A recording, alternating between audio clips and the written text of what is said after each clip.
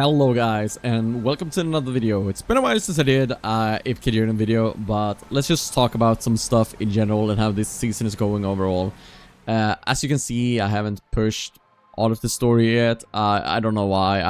Right now, I don't feel like playing that much, so what I've done is make sure that I've stayed ahead in AFK stages.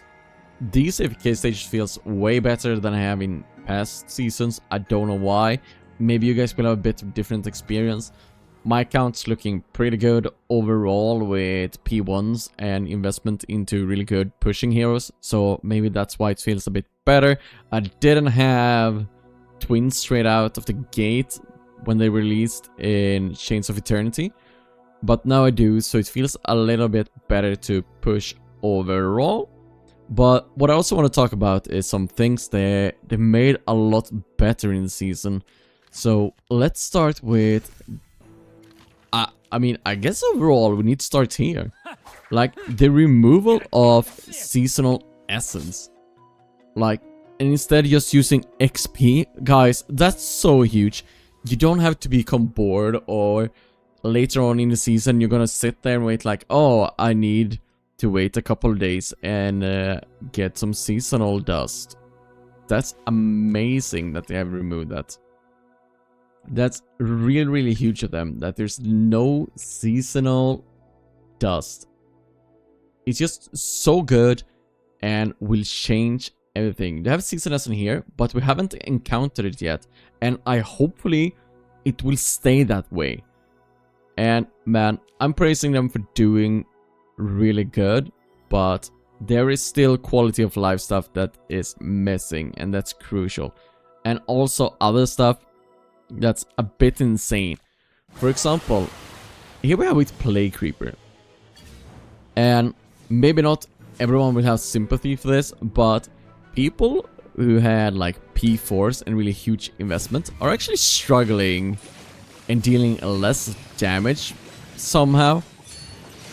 And I don't know why, but I have a decent amount of other people. For example, Atraxy, that said that he couldn't rank higher because he had higher investment than everyone else. And I have no clue why that's going on, but he's not the only one that's been struggling with having heroes too high of an investment on and dealing less damage to the bosses overall. Like, that stuff needs to end as soon as possible. And having a lot of randomness early on in the season is also not that great overall. I can't remember what boss it was, but I also had a huge difference in RNG, where the difference was like 15 and 20% already, using the same lineup. I can't remember which one is. Since I do a lot of attempts, I don't feel like looking through them all. Dur's Trial, I mean, it is what it is. I feel like the season has gotten off to a pretty good start so far. However, there's some things they just need to change. For example, when we claim stuff like chest, remove that pop-up stuff. It's so bad. Relentless Rumble, that's fine compared to a lot of other modes they had. I hope they change the Combat Crucible and go back to being automatic, and not that we need to place them out ourselves. Like, that system is so bad. Sunlight Showdown, I haven't played it that much yet, but it's not the worst they had so far, but it's also not the best. I don't know, it's a different type of challenge, so maybe other people are enjoying it, but it's at least a bit challenging and you use heroes and not imaginary stuff. Because going back to this right here, man, it's so annoying. A lot of people might be enjoying these, and sure, there's nothing wrong with the rewards themselves. And they give us lucky keys also. So the reward themselves aren't bad. Like, that's a decent amount of diamonds.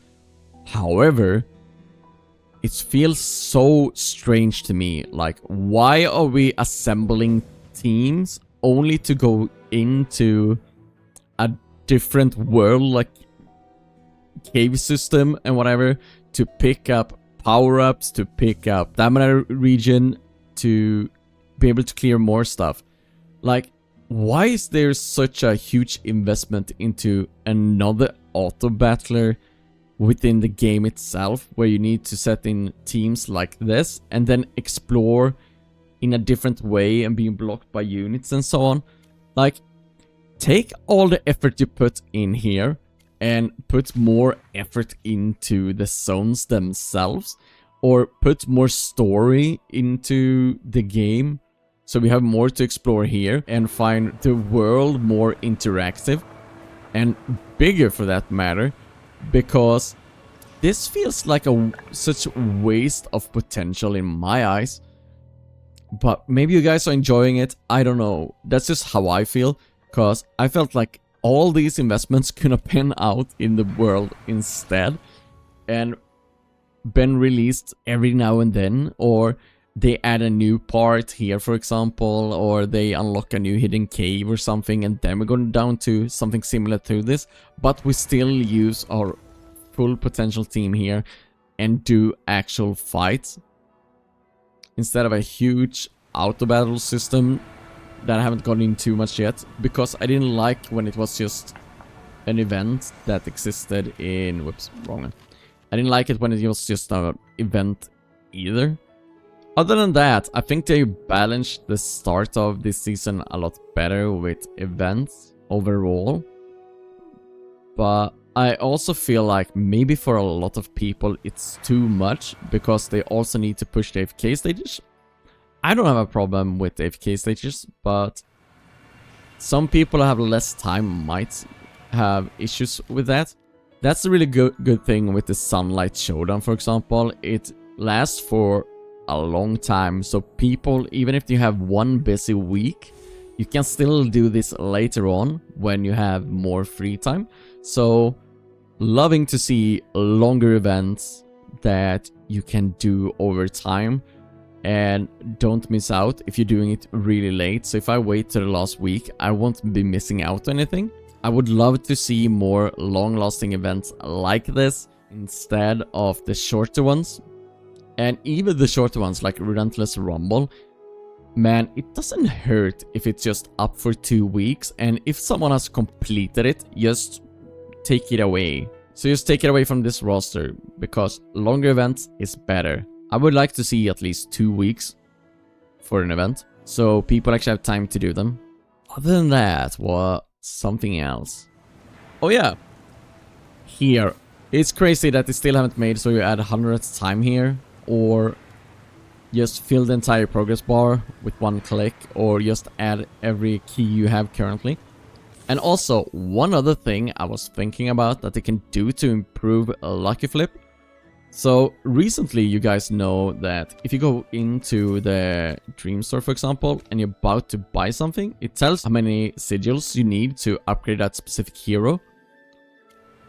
Why not do the same in Lucky Flip? So when I'm in here and I click on Kruger, for example, I have some stats here or something. It shows me you need this many Krugers to get him upgraded. Like, that would be really awesome to have as well, because it would be easy for people to keep track. Maybe some people have an easier time to keep track on exactly what they got on their account and what they need currently. But imagine you get a lot of heroes that is kind of in between, you don't know who to guess. Then you need to go out and back and forth and so on, just to make it a bit more quality of life, so you don't have to go in and look here or look at the heroes themselves. So for example, let's see, there I have my Kruger. So I wouldn't have to go in and look at it like this. That would be amazing, and also a huge upgrade to the Lucky Flip itself. So doing that would be way better. Just adding so we can add all keys at once, and please add it so we can see how many copies we have of the current hero. That would be awesome. And yeah, I'm still upset about them hiding or putting these monthly benefits behind a paywall so you get the artifacts a bit differently. And I actually re-recorded this video because when I recorded this, I was just so tired of the game in general. But why I don't want to see artifacts behind a spender wall, I'm not gonna call it pay to win wall, I'm gonna call it spender wall, is because for the majority of players that fall for the trick that you need to spend to get those, probably won't even get high rank, so it matters anyway. Like, there's only few ranks here that matters to go up from, and it's these ones here. If you're top 100 or like top 50, it doesn't change a lot just getting one tier up. And if you're ranking 50, getting one of those artifacts most likely won't change the outcome anyway, so you get down to top 20.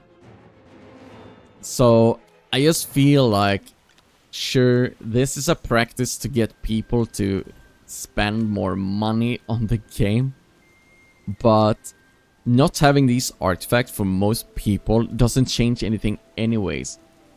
So what happens instead is that people will see artifacts. Yeah, I haven't seen anything yet, but people will see artifacts they don't have here in recommended. It happened to me with some artifacts, not right now though, but it have happened, and same in Dream Realm when I didn't complete the story that day to get one of the, I think it was that artifact, right? That was story based.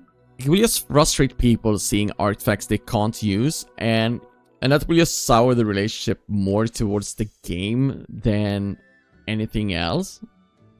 Because I don't think that it matters that much. Maybe it will make bigger difference in maybe Primal Lord, depending on how it matches up here and when it finishes. I don't know. But it just feels bad. Instead of doing these monthly benefits, just increase the classic or premium gazettes instead, so people buy it because it's great value. Instead of trying to bait people into buying artifacts they perhaps don't need. So instead, just improve the value of the monthlies even further, even though it's pretty decent overall. Maybe increase them a bit. Maybe give more straight away here when you obtain it or something that will make people go for it a bit more. And same thing here with the diamonds. Just increase the diamond value here a bit. Probably would help getting more people to buy them. Just something else than these monthly benefits. It just feels really strange and bad. But I don't know. And they haven't fixed these tags yet either, because that guy is 100% in the guild I'm in. And please, it's been out for like over a year now, and I know a lot of people that have reported this, and I know that staff members have said that they have forwarded this to development. So why haven't it changed yet? It's just really annoying. But yes, overall, I think the season itself is pretty decent. I like how they spread it out a bit more. They are managing the event stuff a lot better. The only real downside is this thing, some quality of life stuff, and the RNG that's in Dream Realm already. Usually we see a lot of RNG in the end of a season when you are dealing with a lot more damage. So if you have bad crits, that will play a huge part in the fight. But this early on, it's never been that random as it is now, where a lot of higher or more invested players is just getting the short stick. But yeah, other than that, I don't think there is anything. So I'm kind of in between. They've done a lot of amazing stuff. They have a lot of stuff they still need to improve on. But what do you think about the season so far? Leave your comments down below. But as always, thanks for watching, like and subscribe, and I'll see you guys next time.